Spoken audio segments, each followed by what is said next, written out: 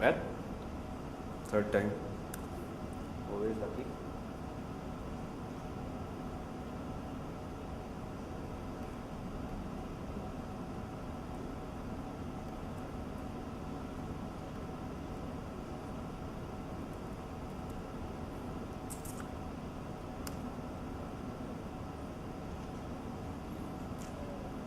Okay, obviously the demo gods are not with me today. Let me reboot this machine.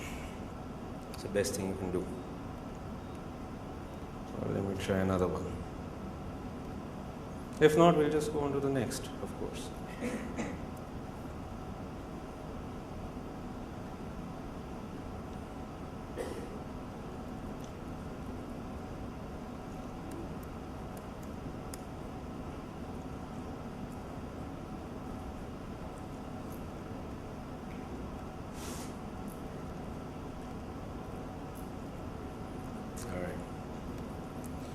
Reboot.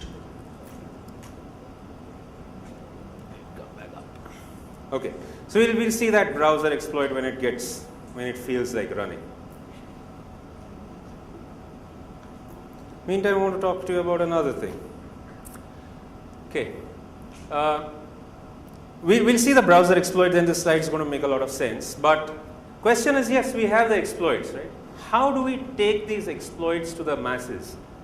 How do we mass manufacture these exploits, and how do we start owning up a lot of numbers? How do we start grabbing every desktop? Well, there's a lot of things that can come to our aid. You can definitely use Google to search around for places to plant. Google is useful for everything. Google is useful for living. So you can use Google to search around and plant stuff, look for places to plant. You can also use Google to look around for really clever tricks, which we'll show you. You can now start using large networks and large connected users like Facebook or MySpace or now Twitter to start sending your attacks to others. Get people to see them and get people to click them. You can get pretty innovative in this. You can do it by means of some free apps, or you can just start pushing out URLs. You can use SQL injection techniques and just do mass SQL injections in backends and plant your HTML code in the backends. You can use cross-site scripting, but cross-site scripting is a little slow. If you use cross-site scripting coupled with one of these MySpace or Facebook things, if a bug exists, you can multiply it pretty fast.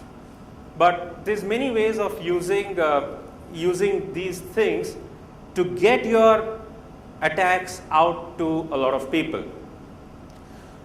Recently, last year, we've seen a notorious growth in the use of URL shortening services.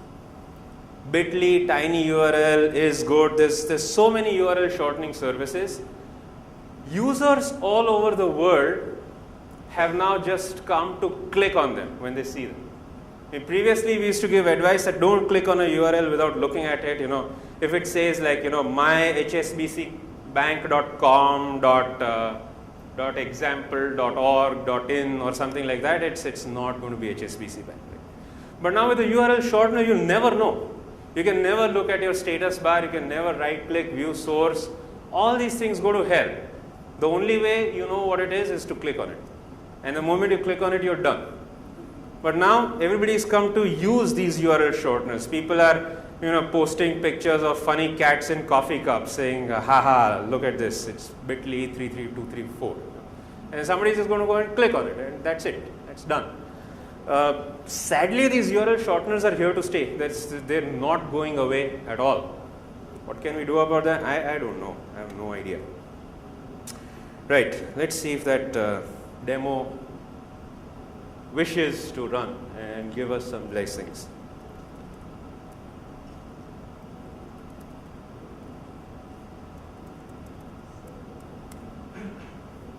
Right.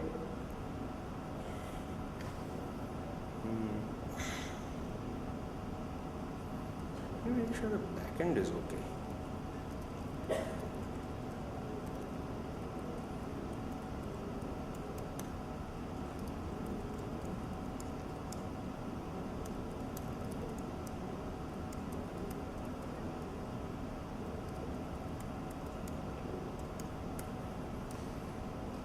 Oh yes, I know what was wrong. Bad shellcode. Alright, now it's going to work. It was not a problem.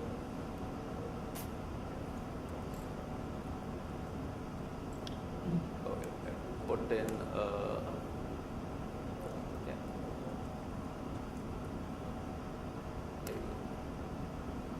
Right, if luck goes, we have a calculator with us. So we have this, right? Well, that's the easy part. Now, how do you get a URL like this? Let me increase the font size so you can read.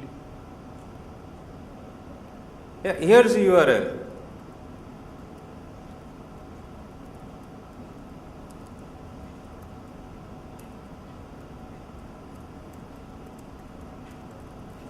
Okay, so assume this is the URL. Now, what can we do with all this? Let's see. One of the really cool things you can do is, let's assume we have a vulnerable URL over here, right? Script hackers.org xss.js, common cross-site scripting testing script that we all use. You know what this thing does? Google in URL print.asp $URL equals HTTP. What's this going to do? We are looking for resources on the internet that will take a URL as an argument and return it us through redirection 302. Usually it's like, pretty print this article. So it's like print.asp $URL equal to blah blah blah. Let me show an example if the internet still works. Okay.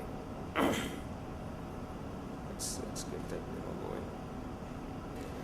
What we're trying to do is we're trying to use other websites to be our URL redirection services. We just give it an argument. Let's say somebody is not happy with this URL, like phpdemo.example.com. If you're looking at no script, it's going to try to block it. And let's say you still want this thing to go in. Then here's what we should do is check this out. This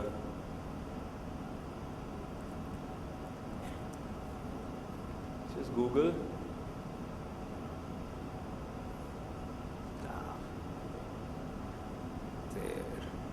Internet is slow. All right. Let's search for in URL print.asp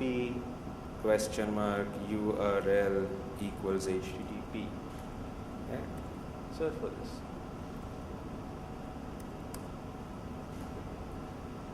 Now you're going to see a lot of URLs come back. I mean, check this one out. phf.org.uk print.asp URL equals phf.org.uk. So whatever you give over here in this URL argument is going to be merely redirected using a 302 response. So now you can have your script as something like this. Say HTTP. Let's click on this guy. Print.asp.